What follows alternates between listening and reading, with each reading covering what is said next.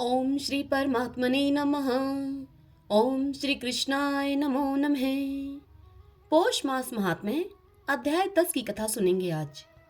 दुर्वासा ऋषि कहने लगे, हे सुंदरी, अब से तीसरा मास पुरुषोत्तम मास आएगा। उसमें स्नान करने से मनुष्य दोषों से छूट जाता है। इसके तुल्य कार्तिक आदि कोई भी मास नहीं है।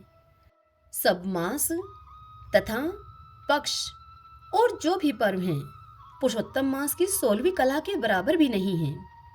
12,000 वर्ष तक गंगा में स्नान करने से जो फल मिलता है और सिंह के बृहस्पति में आने पर गोदावरी गंगा में स्नान करने से जो फल मिलता है, वही फल कहीं भी पुरुषोत्तम मास में एक बार के स्नान करने मात्र से प्राप्त हो जाता है। यही श्री कृष्ण का प्रिय मास है। इसमें स्नान, दान, जप आदि करने से सब मनोवांछित फल की प्राप्ति होती है।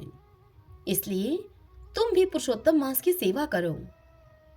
मुनिराज कन्या को ऐसे वचन कहकर मौन हो गए। श्री कृष्ण कहने लगे कि हे अर्जुन, मुनि के वचन सुनकर भावों से प्रेरित होकर वह मूढ़ बाला क्रोधित होकर ऋषि से बोली, हे ब्राह्मण, मुझको आपके वचन ठीक नहीं लगे। माघ आदि मास किस प्रकार थोड़ा फल देने वाले हैं, कार्तिक मास को आप कैसे कम कहते हो? क्या सेवा किया हुआ वैशाख मास इच्छित फल नहीं देता? यह तो मलिन मास सब कर्मों में निंदित है। हे मुने, सूर्य संक्रांति से रहित मल मास को आप कैसे श्रेष्ठ कहते हैं? इस प्रकार क्रोध से कहे हुए ब्राह्मण की पुत्री के इन वचनों को सुनकर ऋषि का शरीर अब जलने लगा और ऋषि के नेत्र लाल हो गए। किंतु मित्र की कन्या होने के कारण उन्होंने उस कन्या को श्राप नहीं दिया, अपितु वह सोचने लगे कि यह कन्या मूर्ख है।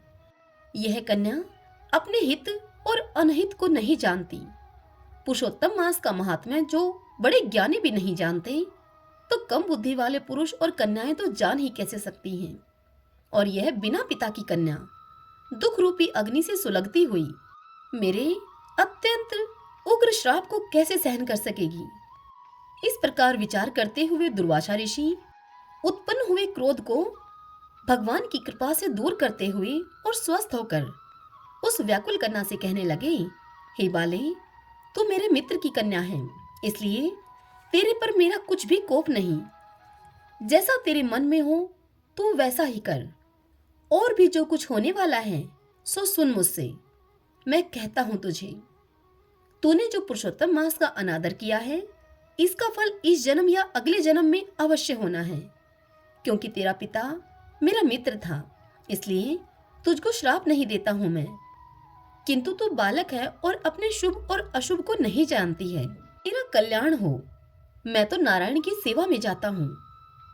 श्री कृष्ण जी अर्जुन से कहने लगे कि ऐसा कहकर वह महाक्रोधी तपस्वी मुनि झटपट वहां से चले गए और उसी क्षण वह कन्या पुरुषोत्तम के अनादर से कांतिहीन हो गई और अपने मन में विचार करने लगी कि तत्काल फल देने वाले पार्वती पति श्री शंकर भगवान जी, मैं उनकी आराधना करूंगी। इस प्रकार से ऐसा निश्चय करके वह कन्या अपने आश्रम में आई और महाकठिन तप करने की इच्छा करने लगी। सूत जी कहने लगे कि वह बाला प्रबल मुनि के वचनों को निंदित करके तथा बहुत फल वाले विष्णु और सावित्री पति ब्रह्मा को छोड़कर अपने वन आश्रम में केवल शंकर भगवान की सेवा करने लगी। हरि ओम तत्सत। ओम श्री परमात्मने नमः। ओम नमो भगवते वासुदेवाय।